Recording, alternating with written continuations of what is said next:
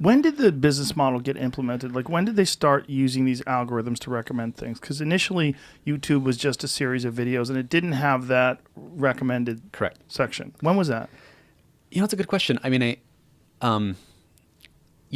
originally YouTube was just post a video and you can get people to, Right. go to that URL and send it around. They needed to figure out, once the competition for attention got more intense, they needed to figure out, how am I going to keep you there? And so recommending those videos on the right-hand side, I think that was there pretty early, if I remember, actually. Because that was sort of the innovation, is like keeping people within this YouTube wormhole. And once people were in the YouTube wormhole constantly seeing videos, that was what they could offer the promise to a new video uploader. Hey, if you post it here, you're going to get way more views than if you post it on Vimeo, right? And that's the thing. If I open up TikTok right now on my phone, Do you have TikTok on your phone? Well, I'm not supposed to, obviously, but more for research purposes. Research. Do you know how to TikTok at all? No. Okay, I my don't. 12-year-old's obsessed. Oh, really? Oh, yeah, she can't even sit around. If she's standing still for 5 minutes, she just starts like... She starts TikToking. And that's the thing. I mean, 2012. 2012. Oh, so the Mayans were right. That's the thing. I mean, 2012. Oh, so the Mayans were right.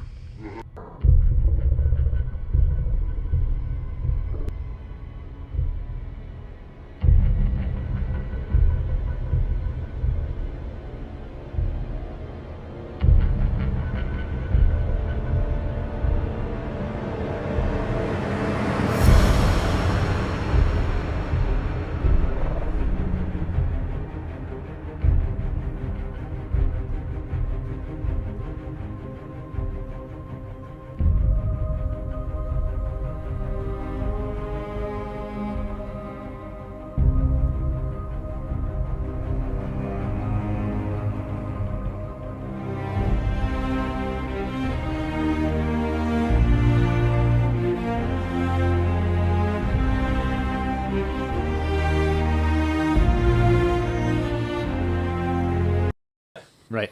2012, the platform announced an update to the discovery system designed to identify the videos people actually want to watch by prioritizing videos that hold attention throughout, as well as increasing the amount of time a user spends on the platform overall. YouTube could assure advertisers that it was providing a valuable, high-quality experience for people. Yeah. So that's beginning of the end. Yeah. So 2012 on YouTube's timeline, I mean, the Twitter and Facebook world, I think, introduces the retweet and reshare buttons in the 2009 to 2010 kind of time period. So you end up with this world where the things that we're most paying attention to are based on algorithms choosing for us. And so the sort of deeper argument that's in the film that I'm not sure everyone picks up on is these technology systems have taken control of human choice. They've taken control of humanity because they're controlling the information that all of us are getting. Right. Think about every election. Like, I think of Facebook as kind of a voting machine, but it's a sort of indirect voting machine because it controls the information for 4 years that your entire society is getting. And then everyone votes based on that information. Now you could say, well, hold on, radio and television were there and were partisan before that. But actually radio and TV are often getting their news stories from Twitter. And Twitter is recommending things based on these algorithms.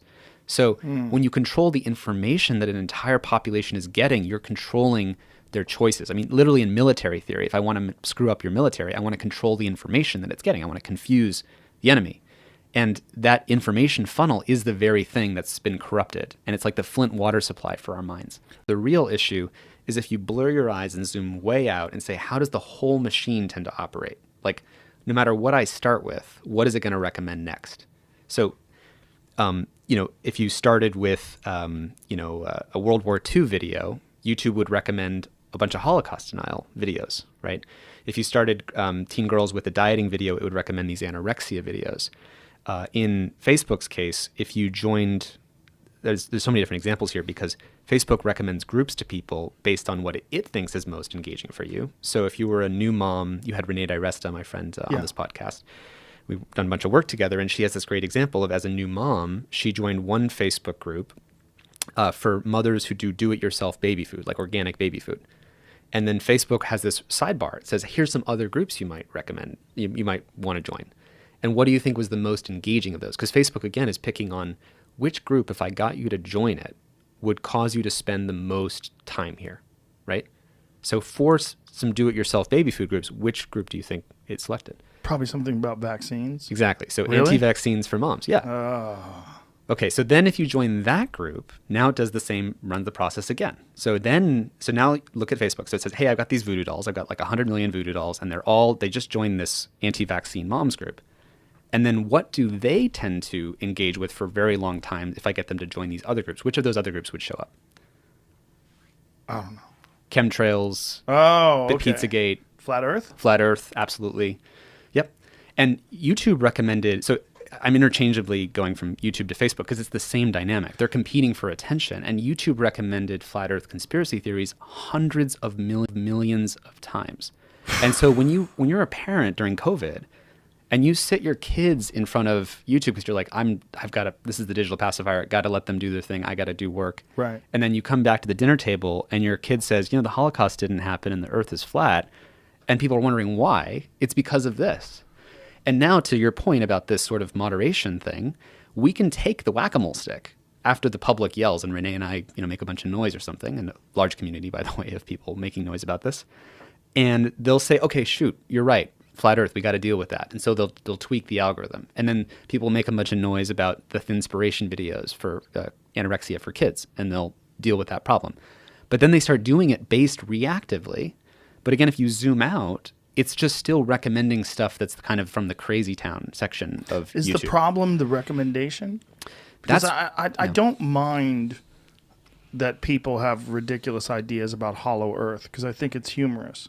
But I'm also a 53-year-old man. Right. Right. I'm not a 12-year-old boy with a limited education that is like, oh my God, the government's lying to us. There's lizard people that live under the earth. Right.